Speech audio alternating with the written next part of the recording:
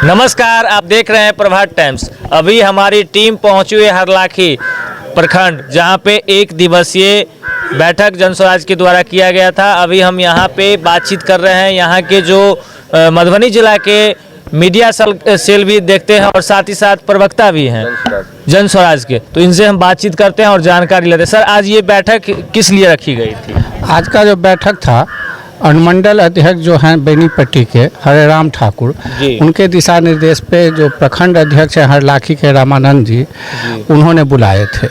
चूँकि हम लोगों के यहाँ क्या है, तो कुछ इलेक्शन जो 2025 का है, तो उसमें इन लोगों को अब पूरी पावर दे दी गई है अनुमंडल अध्यक्ष और प्रखंड अध्यक्ष को, जो आप पार्टी को मजबूत कीजिए।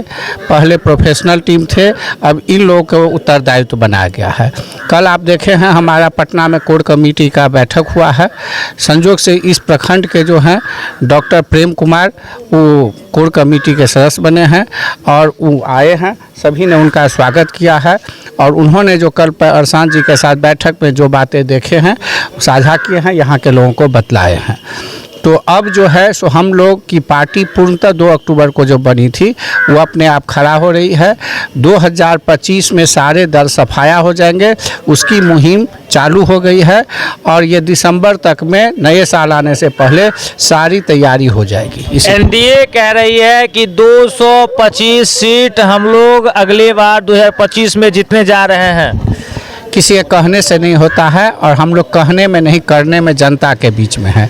यदि ये बात नहीं रहती तभी ये बैठक और हमारे अनुमंडल अध्यक्ष और यह हरलाखी में सब कोई जमा नहीं रहते। एनडीए जो है सो अभी घूम रहे हैं, क्या कोई काम नहीं करके पदयात्रा पे, महिला पद यात्रा तो क्या क्या करके घूम रहे हैं। क्या लग रहा है कि प्रशांत जी के पद यात्रा को उन्होंने ग्रहण कर लिए हैं? एकदम 100% पर जब चुनाव आया है तो उनको भय है, इसीलिए लग गया है कि नहीं अब प्रशांत किशोर जी पद यात्रा कर चुके हैं। मतलब उनका कार्यकर्ता लग रहा है कि टूट चुका है, इसीलिए कार्यकर्ता बनाने के फिर लगे हुए। हाँ, टूट चुका है, उसको रोकने के लिए वो निकले हैं। अभी हम बातचीत करेंगे। एक डॉक्टर भी है और साथ में पंचायत का सेवा भी करते हैं, पंचायत से मुखिया भी हैं और जन स्वराज पार्टी में लमसम 2-3 महीना पहले ज्वाइन किए हैं और साथ ही साथ कल इनको बहुत बड़ी जिम्मेदारी प्रदेश के द्वारा दी गई है। सर, बहुत बहुत पहले आपको बधाई हो। चलिए, आपके मीडिया के माध्यम से आपको भी धन्यवाद और हम अपने तमाम जन स्वराज के साथियों को मैं बहुत बहुत धन्यवाद देता हूँ। सर, अपने के जे कायल खुना पद दिल गई है, बहुत बड़ा पद है, जे कि कार्य कोर कमेटी के जे पद होइ छै, बहुत छोट पद नहीं होइ छै, बहुत बड़ा पद होइ छै। ओइमे सब कार्यकर्ता के एक साथ जोड़ कर राखे के पद भेटल है। कते कार्यकर्ता के अपने सम्मिलित कर ये हमारा पूरे जन स्वराज, पूरे प्रदेश को, पूरे बिहार राज्य को देखने के लिए 125 लीडरों की कमेटी बनाई गई है। हाँ, जिसमें सौभाग्य है हमारा जो मधुबनी जिला से मैं प्रतिनिधित्व कर रहा हूँ और मैं डॉक्टर प्रेम कुमार हरलाखी से हूँ। सर, इससे पहले हमने ये भी सुना है कि आप इससे पहले जदयू पार्टी में शायद थे। जी, जदयू के विचारधारा से मैं संतुष्ट था, लेकिन विगत 10 सालों से मैं देख रहा हूं कि ऐसा कुछ भी वो नहीं कर पा रहा है जो हमारी जनताओं की, आम जनताओं की ज़रूरत है। और हम अपने बिहार को और अपने क्षेत्र को एक विकसित तौर पे जैसा देखना चाहते हैं उस तरह से नहीं देख पा रहे हैं। यही कारण है कि मैं जन स्वराज का दामन थाम लिया हूँ। मतलब जनता की मूल बातों से वो भटका रहे हैं जनता को। यहाँ बिल्कुल अब यहाँ पर वहाँ पर एक कुर्सी की लड़ाई चल रही है और सभी नेता इस बातों में लगे हुए हैं कि हम मुख्यमंत्री कैसे बने, कैसे हम स्वास्थ्य मंत्री बने, कैसे क्या बने। उनको जनताओं की मूलभूत सुविधा से कोई लेना देना नहीं है। उसी विचार को लेकर के हमारी जन स्वराज आज जनताओं के बीच में आ रही है। क्या क्या मुद्दा रहेगा आपका जन स्वराज का? ये हमारा सबसे पहला मुद्दा है, हम स्वास्थ्य शिक्षा के क्षेत्र में एक अलग ही तरह की व्यवस्था बनाना चाहते हैं जो विदेशों में है, कि हम अपने उन तमाम परिवार के बच्चों को, जो बच्चे हमें शिक्षा बेहतर नहीं ले पा रहे हैं, उनको हम विश्व स्तर की शिक्षा देंगे। उसके बाद हम स्वास्थ्य को बेहतर बनाएंगे और सबसे ज़्यादा मुद्दा है हमारा रोजगार का, कि जो आज हम देख रहे हैं कि हमारी जो युवा पीढ़ी है अपने परिवार का भरण पोषण करने के लिए अपने माता पिता को छोड़ के एक छोटी सी नौकरी यानी 10 से 15 हज़ार की रोजगार के लिए वो अन्य देशों में, अन्य राज्यों में जाके भटक रहे हैं।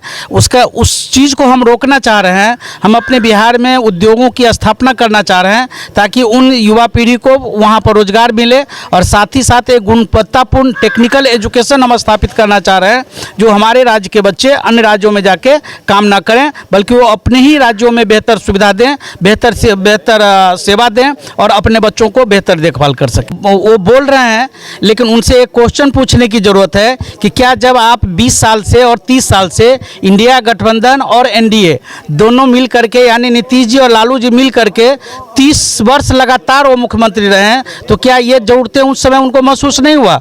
इसीलिए इन बातों से कोई लेना देना नहीं है। अधिक भ्रमित हो रहे हैं, जनता को अधिक भ्रमित कर रहे हैं। नहीं, इनसे कोई फायदा नहीं होगा। अब हम भी बहुत पूरे राज्य में, पूरे जिला में, कई सारे प्रखंडों में हम भ्रमण कर चुके हैं, और लोगों ने साफ धारणा बना लिया है कि नहीं, अब हमें जन स्वराज के साथ ही चलना है, और जन स्वराज के उत्तम विचारे हैं। और सबसे बड़ा आपको एक जानकारी मिला होगा कि जितने भी टॉप सभी विभाग के अलग अलग विशेषज्ञ लोग जो हैं, जो एक्सपर्ट हैं, क्वालिफाइड पर्सन्स हैं, जो चाहे जज हों, जज की भूमिका में हो, या लॉयर्स की भूमिका में हो, या फिर वो टीचिंग सेक्शन में हो, या फिर वो बड़े बड़े डॉक्टर्स हैं, या फिर हम बताएं आपको इंजीनियर हैं, IAS IPS अधिकारी हैं, उन तमाम लोगों का एक बहुत बड़ी टीम तैयार हो रही है, जो हमारे बिहार को परिवर्तन दिलाने में 100% सक्षम होगा। हम लोग को पूरा विश्वास है कि एक ही ऑप्शन है, there is only one option of the all Bihari peoples, कि उन्हें जन स्वराज को लाना ही होगा।